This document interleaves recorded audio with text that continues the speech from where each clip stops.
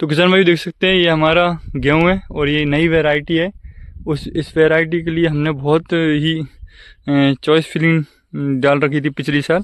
तो हमें गेहूँ मिला था तो हमने इसको बोया तो ऐसे ही हल्के में लेके बो दिया था। है 1544 की वैरायटी, बट ये बहुत ही कारगर साबित हुई है। पिछली बार भी इसने हमारा एवरेज बहुत शानदार दिया था। पिछली बार ये समझ लीजिए कि हमने इसमें 1.5 महीने 2 महीने में पानी दिया था। कहने का मतलब गेहूँ 25 दिन 26 दिन में पानी देने के बाद सेकंड जो पानी दिया था हमने 2.5 से 3 महीने में दे पाए थे, जबकि हमें देना थी कब 55 से 60 दिन में। और वो भी ऐसा दिया था कि शायद 18 से 19 दिन में हमारा पानी हो पाया था। कारण ये था कि नहर चली गई थी और बार बार हमने जब पानी दिया तो देते देते हमारे लगभग पूरी बालियाँ निकल आई थी। और आप जानते हैं बाली निकलने के बाद पानी देना थोड़ा सा खतरनाक होता है, उतना अच्छा प्रोसेस नहीं रहता उसका हमारे इधर। तो पर बाली निकलने के बाद हमारा दूसरा पानी हो पाया था और उस समय ज़मीन जैसे उखटती है ना, उस समय उखटने के टाइप में थी, क्योंकि उस समय पर जो था वो मौसम बहुत ही अनुकूल हो जाता है, गर्मी बहुत भीषण पड़ने लगती है और गेहूँ में बहुत प्रॉब्लम खड़ी कर देता है। तो हमें ये बहुत बड़ी समस्या दिख रही थी उस टाइम पर हमने फिर भी एक थोड़ा सा रिस्क लिया और चलने दिया उस काम को। तो आप देख सकते हैं आज जब हमने उसको काटा पिछली साल तो वो हमारा एवरेज लगभग उसमें 8.5 के करीब निकला। तो हमें ऐसा लगा शायद ये वैरायटी बहुत शानदार है, और ये कौन सी वैरायटी इसका हमें पता नहीं था। तो हमने ऐसे ही लोकल ला के बो दिया था कि 1544 है, जबकि ना वो 1544 है, ना 513 है, ना ही वो 451 है, और ना ही 2020 है। थोड़ी हटके वैरायटी है, पता नहीं चलता वो कौन सी वैरायटी है, कहाँ की वैरायटी है। पर वो हमें अचानक मंडी में मिली थी, और मंडी में ही एक दुकान पर उसके पास लगभग 10 बोरी थी जो नई पैकिंग में आई थी। उसके पास भी माल बहुत सारा आया था, लेकिन उसने नई पैकिंग में 10 बोरी अलग से थी। तो बोला ये 1544 की वैरायटी है और हमारे पास यही बची है और 10 बोरी अलग से आई हैं।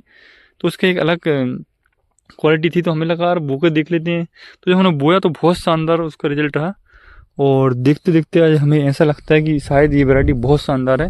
ज़बरदस्त इसकी ग्रोथ है, ज़बरदस्त इसकी बनक है।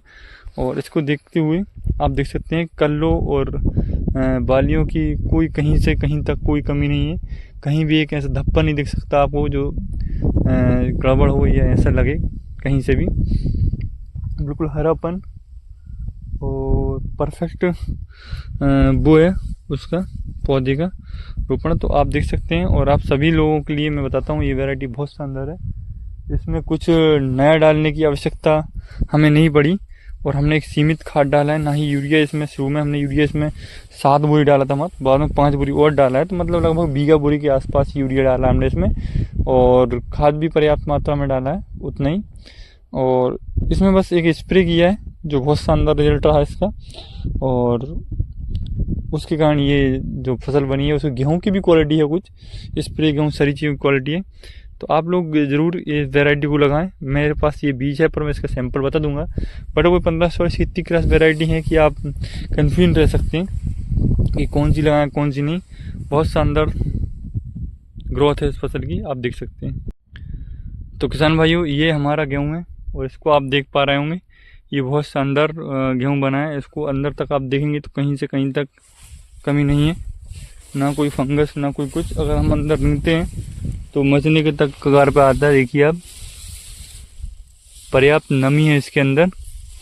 कहीं से ऐसा थोड़ा खरपतवार जरूर इसको परेशान कर रहा है, बाकी कोई ऐसी दिक्कत नहीं है। और मुझे तो लगता है लगभग पानी की भी इसमें आवश्यकता प्रतीत नहीं होती, क्योंकि अभी जो पानी गिरा है वो काफ़ी। किसान भाई देख सकते हैं इसमें हमने बहुत शानदार रिजल्ट मिला हमें गेहूँ का। इस बार हमने एक नया स्प्रे किया है, और इसका नाम भी हम आपको बताएंगे वीडियो के अंत में। तो स्प्रे करने और उसका समय बहुत कीमती था, और उसी समय हमने किया।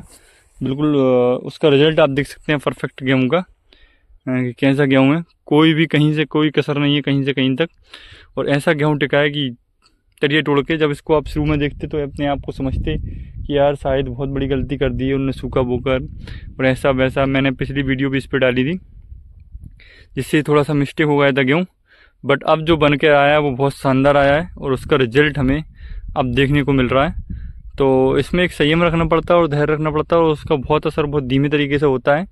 और इन सब चीज़ों का ध्यान रखने के लिए हमें एक छोटी सी काम करना पड़ता है, जो कि खाद के साथ भी कर सकते हैं, और प्लस उसको किस टाइम